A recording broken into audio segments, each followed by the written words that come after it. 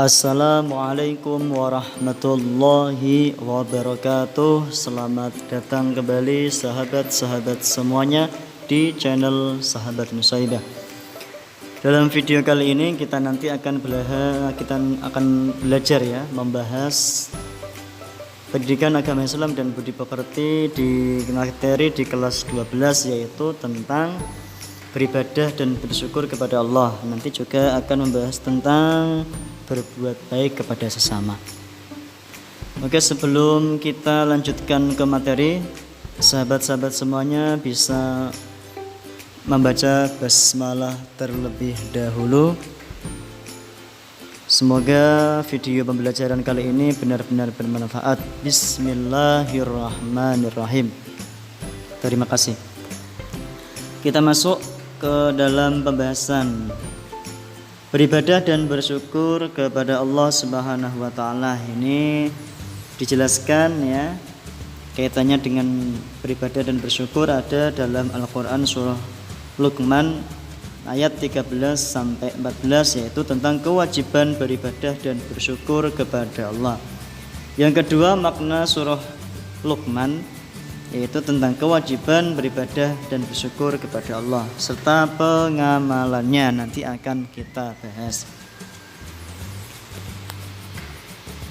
Selanjutnya yang pertama surah Luqman ayat 13 sampai 14 tentang kewajiban beribadah dan bersyukur kepada Allah.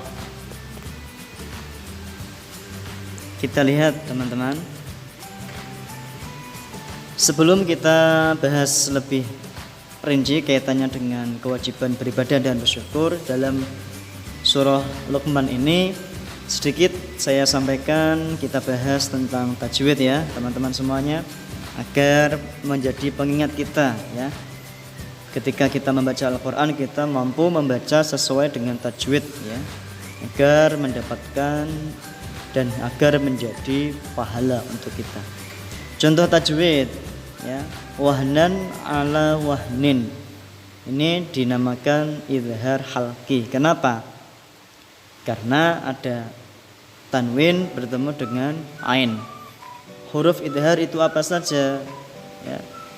Ada hamzah, ha, kha, ain dan ghin. Ini di mana ada nun mati atau tanwin bertemu dengan salah satu dari 6 huruf idhar itu, maka dibaca dengan jelas, yaitu contoh wahnan ala wahnin, seperti itu ya teman-teman. Kemudian yang kedua tentang mat arid lisukun, ladulmun adim, itu mat arid lisukun ya. Kemudian ya, contoh kosakata qala, itu artinya berkata. Kemudian li ibnihi, kepada anaknya. Li itu kepada, untuk ya. Ibnun itu anak laki-laki ya. Dan hu atau hi itu dhamir dari muzakkar ya. Jadi dhamir laki-laki. Ini sedikit ilmu teman-teman ya. Cuplikan dari sedikit ilmu tajwid. Semoga bermanfaat.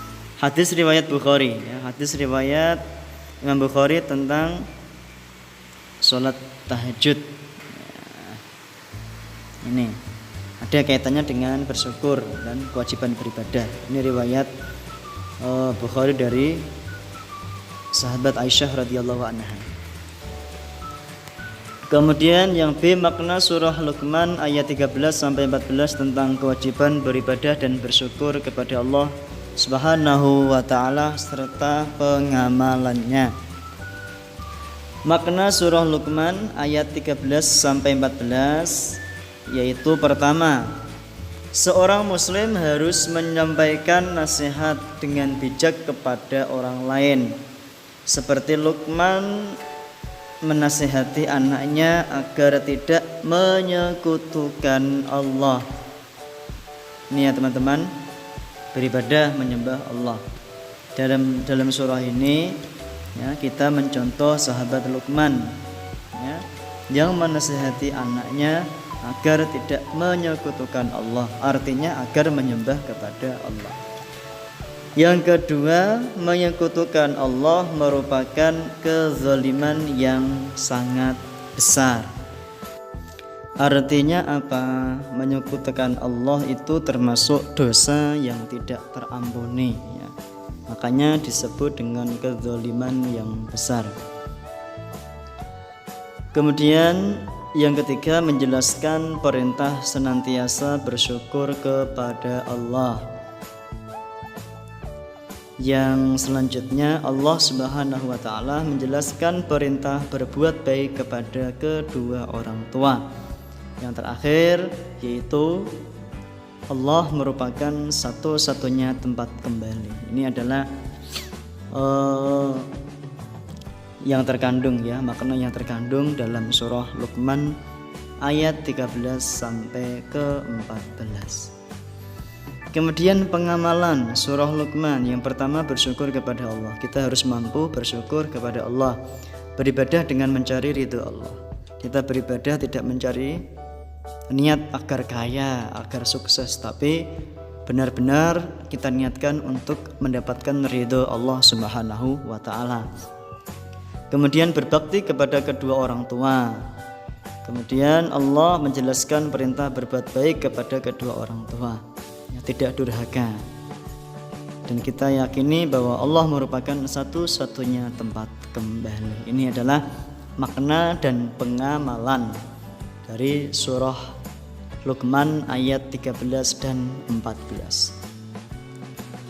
Oke teman-teman, selanjutnya ayat Al-Quran tentang berbuat baik kepada sesama, yaitu Al-Baqarah ayat 83 dan hadis-hadis yang menjelaskan kaitannya dengan berbuat baik kepada sesama.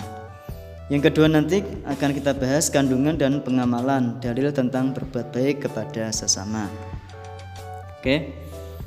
Surah Al-Baqarah. Seperti tadi, sebelum kita masuk pembahasan, saya berikan sedikit contoh ilmu tajwid, semoga bermanfaat. Pertama, Isra'ilah itu adalah mat wajib muttasil. Kenapa dikatakan mat wajib muttasil? Karena ada dalam satu kalimat ya. Mat berjumlah hamzah itu dalam satu kalimat. Isra'ilah. Tuh ya, bacanya 2,5 alif sampai 3 alif atau 5 sampai 6 harokat. Kemudian mat arid lisukun mu'ridun itu ya. Contoh kosakata ya. Mitsaq itu artinya janji, ihsanan berbuatlah baik ya. Itu semoga bermanfaat sedikit teman-teman. Hadis yang kaitannya dengan ayat di atas adalah tentang saling menyayangi dari sahabat Anas radhiyallahu anhu. Kemudian yang kedua, kandungan dan pengalaman dalil tentang berbuat baik kepada sesama. Maknanya yang pertama, menyembah hanya kepada Allah. Ya, kita tidak boleh menyembah selain Allah. Berarti jika kita menyembah selain Allah sama dengan menyekutukan, menduakan ya Allah. Itu tidak boleh. Yang kedua, berbuat baik kepada kedua orang tua, kerabat, anak-anak yatim dan orang-orang miskin ya. Kemudian bertutur kata yang baik kepada sesama manusia, mendirikan sholat dan menunaikan zakat. Ini kandungan dari Al-Quran surah Al-Baqarah ayat 83. Sekarang kita masuk ke pengamalan surah Al-Baqarah ayat 83. Yang pertama adalah melaksanakan ibadah dengan ikhlas. Mari kita latih teman-teman ibadah kita dengan ikhlas, dengan sungguh-sungguh tanpa ada niat yang tidak baik.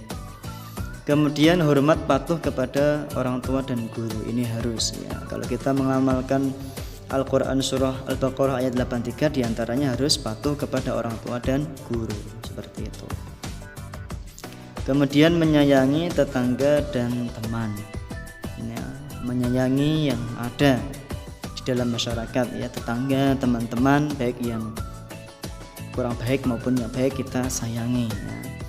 Kemudian bertutur baik ya kepada orang lain, berkata baik, jangan sampai kita berkata sampai ya, memberikan luka kepada orang lain, itu jangan sampai ya.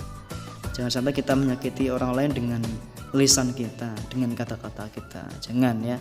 Yang terakhir adalah berbuat baik kepada binatang dan tumbuhan. Bagaimana caranya? Kita rawat, kita lestarikan. Seperti itu teman-teman. Ini adalah sedikit materi dari video kali ini. Semoga bermanfaat. Terima kasih. Bagikan video ini sebanyak-banyaknya, semoga memberikan manfaat kepada guru-guru atau sahabat-sahabat semuanya yang membutuhkan video pembelajaran di channel ini. Jangan lupa subscribe dan bagikan ya. Terima kasih. Billahi taufik wal hidayah. Wassalamualaikum warahmatullahi wabarakatuh.